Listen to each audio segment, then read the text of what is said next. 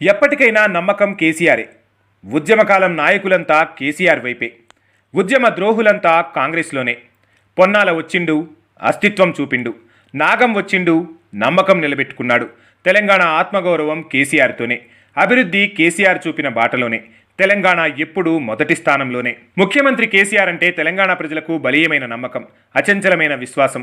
ఆయన మాత్రమే తెలంగాణ కోసం ఆలోచిస్తారన్న భరోసా. ముఖ్యమంత్రి కేసీఆర్ను ఒక దశలో తూర్పార పట్టిన వాళ్లు సైతం ఆయన నాయకత్వాన్ని కోరుకోవడం విశేషం.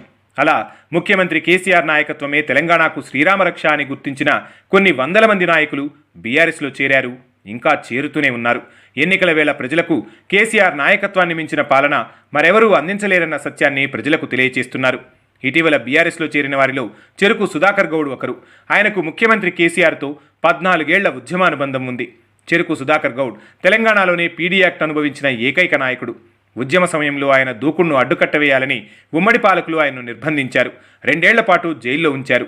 పీడీ యాక్ట్ అంటే ఎంత కఠినంగా అమలు చేస్తారో తెలియంది కాదు. అంతటి శిక్షను కూడా ఆయన అనుభవించారు. తెలంగాణ కోసం అంతటి పోరాటం చేశారు. అయితే తెలంగాణ వచ్చిన తర్వాత ఆయన కేసీఆర్కు దూరమయ్యారు. కారణాలు ఏమైనా కావచ్చు, కానీ కాలం ఎంతో గొప్పది. ముఖ్యమంత్రి కేసీఆర్కు ఒక దశలో అత్యంత ఆప్తులుగా ఉన్న వాళ్లలో కొందరు ఎందుకు ఆ సమయంలో దూరమయ్యారు గాని మళ్లీ తెలంగాణకు మంచి రోజులు వచ్చినంతగా వాళ్లు బీఆర్ఎస్ గూటికి చేరుకున్నారు.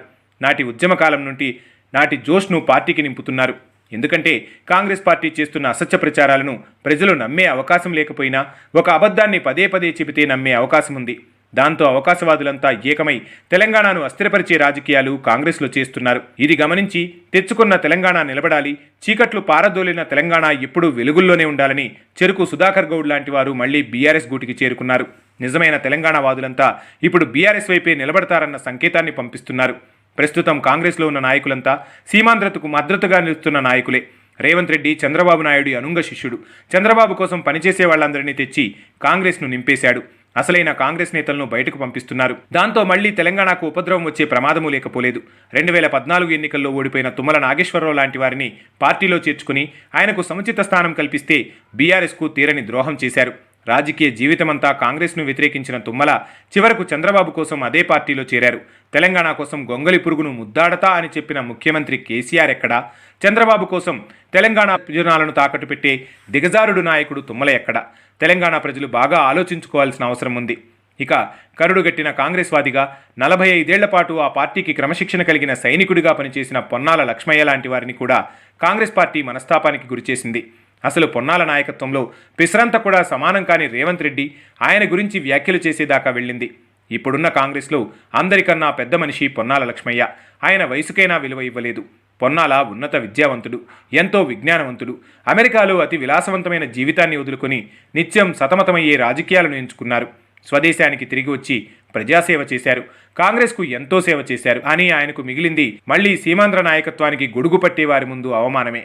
అలాంటి నాయకుడికి తెలంగాణలో అన్యాయం జరగకూడదని ముఖ్యమంత్రి కేసీఆర్ బీఆర్ఎస్ బృందాన్ని పంపించి సాదర స్వాగతం పంపించారు. పొన్నాల అనుభవం పార్టీకి ఎంతో అవసరమని గుర్తించారు. ఆయన సేవలు తెలంగాణకు అవసరం. ఎందుకంటే ఒక ఇంజనీర్గా, నీటిపారుదల శాఖ మంత్రిగా సుదీర్ఘమైన అనుభవం పొన్నాల సొంతం. తెలంగాణ ఇప్పటికే ఎంతో సస్యశ్యామలమైంది.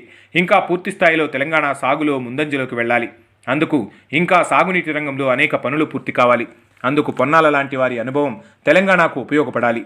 దార్శనికుడైన ముఖ్యమంత్రి కేసీఆర్ ఎంతో ముందు చూపుతో ఇలా పొన్నాల లాంటి నాయకులకు ప్రాధాన్యతనిస్తున్నారు. నిజానికి పొన్నాల లక్ష్మయ్య బీఆర్ఎస్కు ఎప్పుడో వస్తే ఆయనకు మరింత గౌరవం దక్కేది. ఆయన సేవలు తెలంగాణకు ఎంతో ఉపయోగపడేవి. ఇప్పటికీ మించిపోయింది ఏమీ లేదు. భవిష్యత్తు బీఆర్ఎస్ ప్రభుత్వంలో ఆయన పాత్ర కీలకం కానుంది. మళ్లీ పొన్నాల రాజకీయం పట్టాలెక్కనుంది. ఆయన అనుభవం రాష్ట్రానికి ఉపయోగపడనుంది. ఇక మరో తెలంగాణ ఉద్యమ నాయకుడు నాగం జనార్దన్ రెడ్డి. నిజానికి నాగం జనార్దన్ రెడ్డి నాయకత్వం గురించి ఈ తరానికి పెద్దగా తెలియదు. కానీ తెలంగాణ ఉద్యమం కోసం ఆయన పదవులు కూడా వదులుకున్నారు. విద్యార్థి దశలోనే ఆయన 1969 ఉద్యమంలో క్రియాశీలకంగా పనిచేశారు. జైలుకి వెళ్లారు. నాగం జనార్దన్ రెడ్డి తన పెళ్లి కార్డులో కూడా జై తెలంగాణ అని ముద్రించుకున్న అసలు సిసలైన తెలంగాణ నాయకుడు. అంటే అలాంటి ఉద్యమ నాయకుల్లో కనిపించే ఏకైక వ్యక్తి నాగం జనార్దన్ రెడ్డి. తన రాజకీయ జీవితంలో ఉద్దాన పతనాలు ఎన్ని ఉన్నా తెలంగాణ కోసం ఆయన చేసిన ఉద్యమం చరిత్రలో నిలిచిపోతుంది. ఒకప్పుడు తెలుగుదేశం పార్టీ రాజకీయాల్లో కీలక నేత. ఆనాటి ముఖ్యమంత్రి చంద్రబాబు తర్వాత 2వ స్థానంలో కనిపించిన నాయకుడు నాగం జనార్దన్ రెడ్డి. మంత్రిగా అనేక శాఖలు నిర్వహించారు.